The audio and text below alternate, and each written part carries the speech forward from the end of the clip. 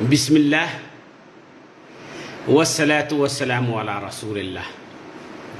محترم سامعین و ناظرین کرام، السلام علیکم ورحمۃ اللہ تعالی وبرکاتہ۔ اللہ تعالی ہم تمامی حضرات کو جہاں کہیں بھی رکھے اپنے حفظ و امان میں رکھے۔ محترم سامعین و ناظرین کرام، آج کا عنوان ہے، آج کا ٹاپک ہے جنگننا یا مردم شماری۔ اقوام متحدہ کے قانون کے مطابق ہر 10 سال میں ایک مرتبہ جنگننا ہوتا ہے۔ مردم شماری یا جنگننا یہ کوئی سیاسی قانون نہیں ہے، سیاسی منصوبہ بندی نہیں ہے کہ یہ فلاں پارٹی کے طرف سے ہے یا اس کے پارٹی کا کام ہے، یہ نہیں ہے، بلکہ مردم شماری یا جنگننا ایک آئینی نظام ہے۔ ہم لوگوں کے علاقہ میں آئے دن لوگ آتے رہتے ہیں، پوچھتے رہتے ہیں، گھر والوں کو پریشان کرتے رہتے ہیں، اس لیے گھر کے لوگ اوبے رہتے ہیں اور لوگوں کے سوال و جواب دینے سے کتراتے رہتے ہیں۔ لیکن میرے محترم سامعین و ناظرین کرام، جنگننا یہ بہت ہی اہمیت والی چیز ہے، اور یہ جنگننا کا فائدہ ہم ہی لوگوں کو ہوگا۔ یہ جنگننا یا مردم شماری ایک نظام ہے، ایک ترازو ہے، جس ترازو کے حساب سے جنگننا سے آپ کو فائدہ ملے گا۔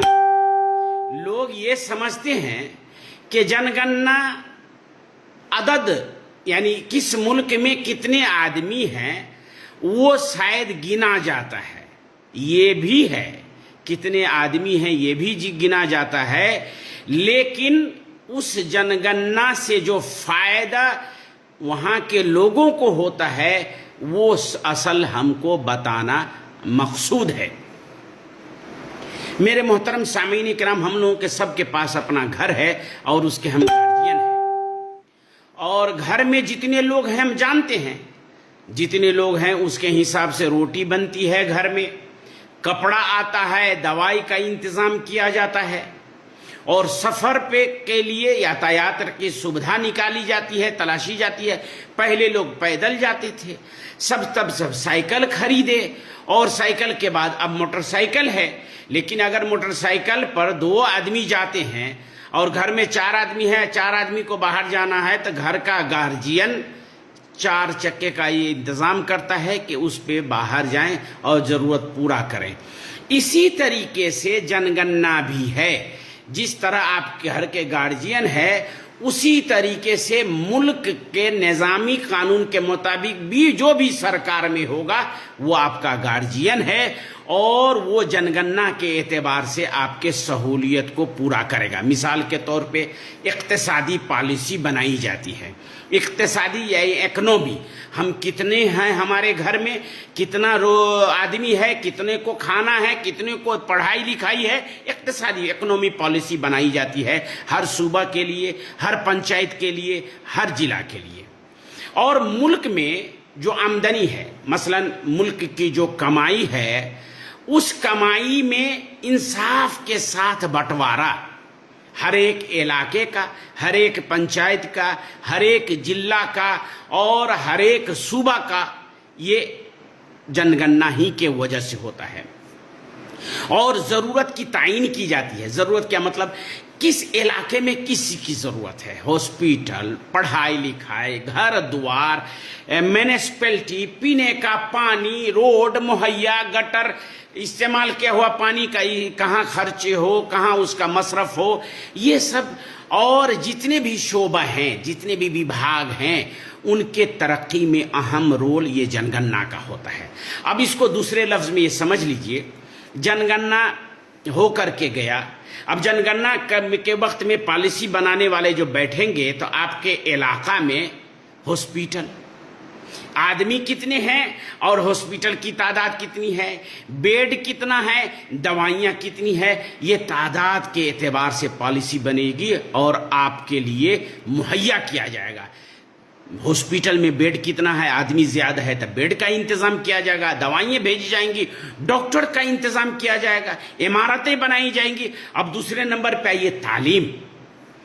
तालीम जो है आपके अदद के एतबार से, आपके तादाद के एतबार से आपके इलाके में कितने स्कूल हैं, कितनी स्कूल होनी चाहिए, कितने मास्टर हैं, कितने विद्यार्थी हैं, और उस विद्यार्थी और स्टूडेंट को पढ़ाने के लिए कितने विद्यार्थी होने, उस्ताद होने चाहिए, मास्टर होने चाहिए, वो भी होगा। किताबें मुहैया की जाएगी कि इतने बच्चों के लिए किताबें चाहिए, लाइब्रेरी चाहिए, अदद के एतबार से। अब देखिए हमारे इलाके में बिजली है, पानी है, स्वच्छ पानी है, हमको कितना मेगावाट बिजली चाहिए, कितने घंटे तक बिजली चाहिए, हमारे अदद के एतबार से ये तयन किया जाता है। रोजगार, हम लोग जो हैं कितने पढ़े लिखे हैं, कितने बेरोजगार हैं, वहाँ क्या रोजगार की सुविधा है, सरकार इस बात पर पॉलिसी बनाती है। सफ़र की सहूलियत, हम लोग देहात से जिला में कैसे जाएंगे, या अपने घर से सूबा में कैसे जाएंगे, या सूबा से सेंटर में कैसे जाएंगे, उसकी क्या सुविधा होनी चाहिए। रोड है, अमन का मामला है, गाड़ी का मामला है, ये सब जनगणना ही के वजह से सहूलियत में आता है।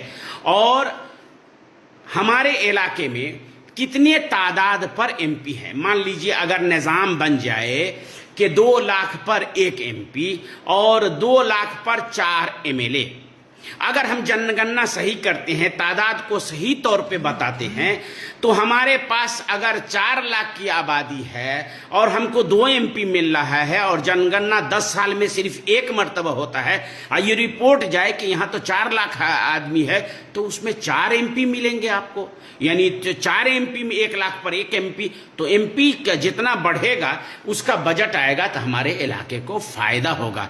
और 4 लाख पर अगर 4 एमएलए था, सूबा में जाने वाला, प्रदेश में जाने वाला, वो 4 था तो वो 8 हो जाएगा, उससे भी जो फायदे आएंगे हमारे इलाके को फायदा मिलेगा। यानी मुल्क के बजट में हमारा कितना हिस्सा होगा इसी जनगणना के एतबार से होगा। इसलिए आम लोगों से गुजारिश है कि जनगणना पर ध्यान दें। अपने इलाका में जो सोशल वर्कर हैं या वार्ड अध्यक्ष हैं या प्रधान हैं, उनसे पूछें कि जनगणना कब है और हमारे इलाके में कब आएगा, और जनगणना में आप सही मालूमात दें। अधिकारी आएंगे आपके घर पर, आपके घर के गार्जियन का आईडी कार्ड होना चाहिए या कोई सबूत जो इस घर का गार्जियन है वो, और उसके बाद घर में कितने लोग हैं, कितने फर्द हैं, जो बाहर भी कमाने गए हैं उसका भी नाम लिखाएं, और जो घर में हैं उसका भी नाम लिखाएं। तो सोशल वर्कर के जरिए पूछें, और जब जो मालूमात आप लिखाते हैं, अब आइए मुसलमान भाइयों से गुजारिश है कि अक्सर अधिकारी, सरकारी कर्मचारी मुसलमानों का नाम सही से स्पेलिंग लिख नहीं पाता है, इसलिए कोशिश करें कि नाम सही तरीके से लिखें, और आप जो बयानात लिखवा रहे हैं वो लिखा कि नहीं, इस पर भी आपको ध्यान और चौकस रहना है। अगर आप पढ़े लिखे नहीं हैं तो अपने किसी रिश्तेदार को ले आइए, वार्ड का सदस्य है, कोई करीबी है, उसके पास उसको ले आइए और देखिए कि आप जो मालूमात दिए हैं वो सही तरीके से उसमें लिखा है कि नहीं।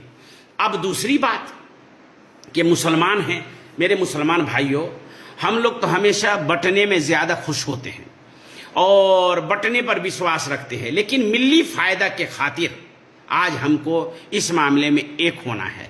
मेरी राय है, तकरीबन आप लोग अपने तौर पे गौर करेंगे, कोशिश करेंगे, ये राय आपकी अपनी राय भी हो सकती है, आप भी अपना राय रख सकते हैं कि जहां कॉलम आएगा जाति का कॉलम आएगा तो वहां पर कुजड़ा, राइन, अंसारी, जोल्हा, धुनिया, शेख, हमारे हिसाब से ये लिखाने के बजाय मुस्लिम लिखाएं जाति में। नंबर 2, और धर्म का मामला आए वहां पर इस्लाम लिखाएं। ये तो 2 मामला हो गया। अब आया कि भाषा, आपका मातृभाषा क्या है, मातृभाषा पर आप उर्दू लिखाएं, اور پرکھا بھاشا یعنی آباء و اجداد کا کیا بھاشا تھا اس پر بھی اردو لکھائیں، اور اگر کوئی دوسرا بھاشا اس میں میتھلی لکھاویں۔ یہ چند باتیں سے آپ لوگوں کو دھیان دلانا تھا، اور آپ لوگ میری بات کو سمجھ گئے ہوں گے۔ کہیے گا اردو لکھانے سے کیا فائدہ ہوگا؟ اگر مان لیجیے سرکار کے گھر میں تعداد پہنچتا ہے کہ اردو بولنے والے زیادہ ہیں کہ تو سرکاری اعلان کوئی بھی آئے گا، ٹیکہ لگانے کا، صاف ستھرائی کا، ہاسپٹل کا، دوائی کا، اس میں اردو میں بھی لکھا جائے گا۔ اسکول میں اردو ٹیچر کی بحالی ہوگی، اسکول میں بچوں کو اردو پڑھایا جائے گا، لائبریریاں میں اردو کتابیں رکھی جائے گی، کالج میں وبھاگ کھولے جائیں گے اردو وبھاگ کا، کہ اردو وبھاگ سے کوئی ڈاکٹری کرنا چاہتا ہے، انجینئرنگ کرنا چاہ سکتا ہے، وہ کر سکتا ہے۔ غرضے کہ آپ اپنے وجود کو بتائیں کہ ہم اتنے تعداد میں، مان لیجئے ہم مثال دیتے ہیں کہ ہم لوگ کوئی ایک آدمی لکھا دیے